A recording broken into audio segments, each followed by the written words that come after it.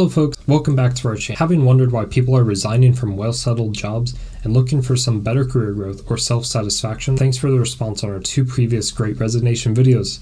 And if you have not watched them yet, they are good. You can check them down in the description below. Please leave a like and subscribe if you haven't already. Since the pandemic, employees are leaving the workforce or switching jobs in droves. For many, employers have been playing a big part in why they are walking away. There are a number of reasons that some economists have dubbed the Great Resignation. It is a simplification for a lot of reasons.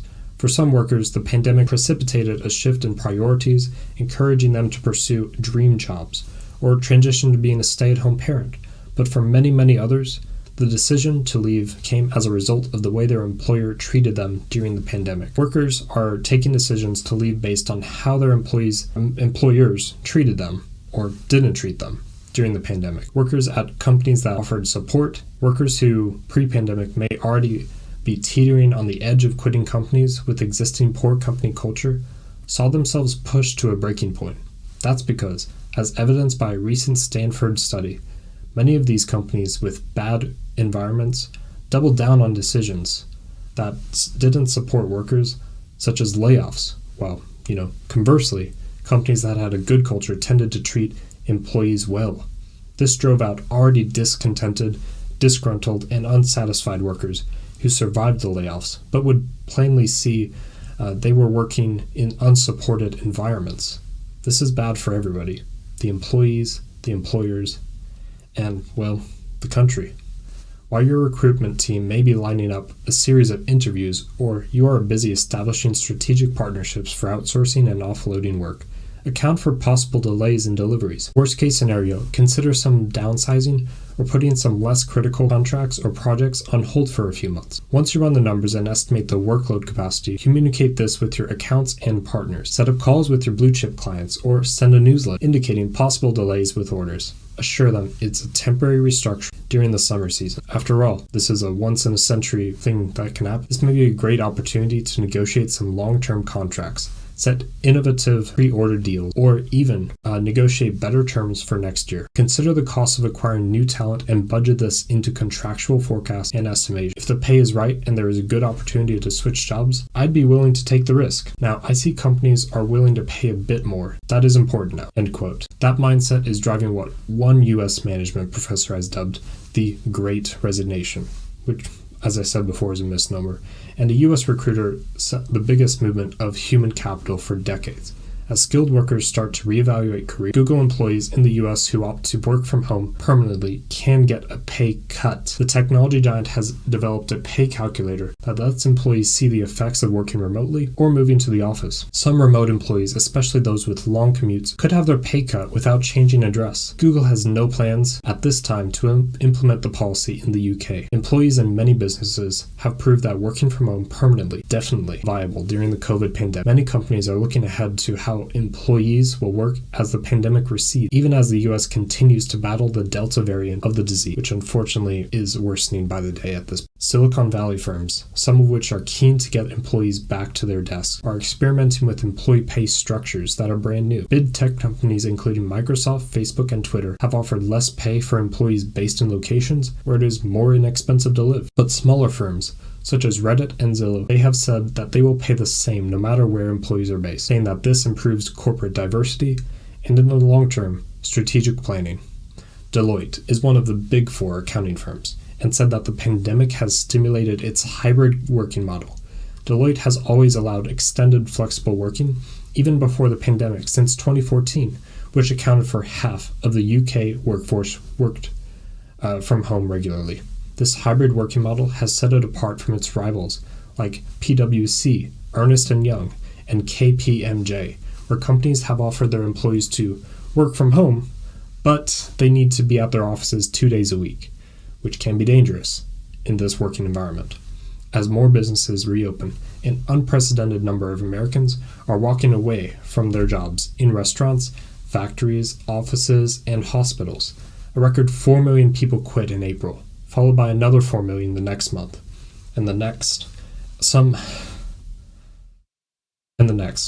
left to chase deeper fulfillment or to finally escape dead-end jobs with the cushion of enhanced unemployment checks. Many furloughed employees didn't return to positions that exploited them and put them at risk of catching COVID-19.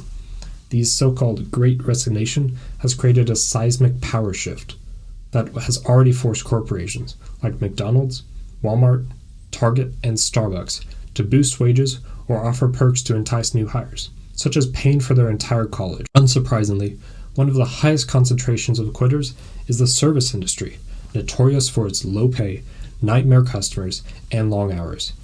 You don't scroll through Twitter nowadays without seeing a viral video of a sign taped to a restaurant door with some version of, "We are short-staffed. No one wants to work here anymore. Not even me."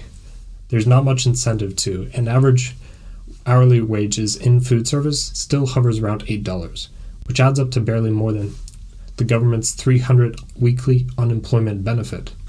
Unfortunately, most employees are not engaged or are actively disengaged at their jobs, which is terrible. Gallup's State of the Global Workforce 2021 report identifies a global employee disengagement rate of 20 to 34% in the US and Canada, and disengagement is very costly. The lost productivity of not engaged and actively disengaged employees is equal to 18% of their annual salary. For a company of 10,000 employees with an average salary of $50,000, disengagement costs $60.3 million a year. Replacing workers requires 1/2 to 2 times the employee's annual salary, so it costs $9,000 a year to keep each disengaged employee and between $25 to $100 to replace them. Consider that most of the currently employed are not engaged. Each new hire is liable to land on a less than engaging team and probably won't stay long. If that's a self-defeating cycle, but it can be interrupted, and the most effective interrupter is the local manager. Gallup finds that it takes more than 20% pay raise to lure employees away from a manager who engages them, and next to nothing to poach most disengaged workers.